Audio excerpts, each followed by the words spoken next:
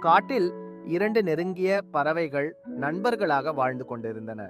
ஒரு நாள் அவர்கள் ஆகாயத்தில் பறந்து கொண்டிருக்கும் போது ஒரு பறவைக்கு தரையில் சிதறிய விதைகள் கண்ணில் பட்டது. அது உடனே தனது நண்பரிடம் அதை சொல்லி, வா, அந்த விதைகளை சாப்பிடலாம் என்று அழைத்தது.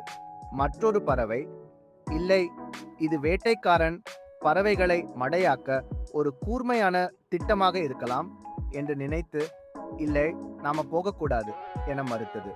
ஆனால் அந்த முதல் பறவை நண்பரின் வார்த்தைகளை கவனிக்காமல் கீழே பறந்து சென்று விதைகளை சாப்பிடத் தொடங்கியது. திடீரென வேட்டைக்காரன் அந்த பறவையை வலையில் வீழ்த்தி பிடித்து விட்டான். தனது நண்பர் சிக்கிக் கொண்டதை பார்த்த புத்திசாலியான பறவை வேட்டைக்காரன் கவனத்தை அந்த இடத்திலிருந்து திருப்ப அவனுடைய கூடாரத்தினுள் பறந்து சென்று சில பொருட்களை உடைத்தது. வேட்டைக்காரன் அந்த சத்தம் கேட்டுக்கொண்டு தன் கூடாரத்தை நோக்கி ஓடியவுடன் புத்திசாலி பறவை எலியுடன் வந்தது.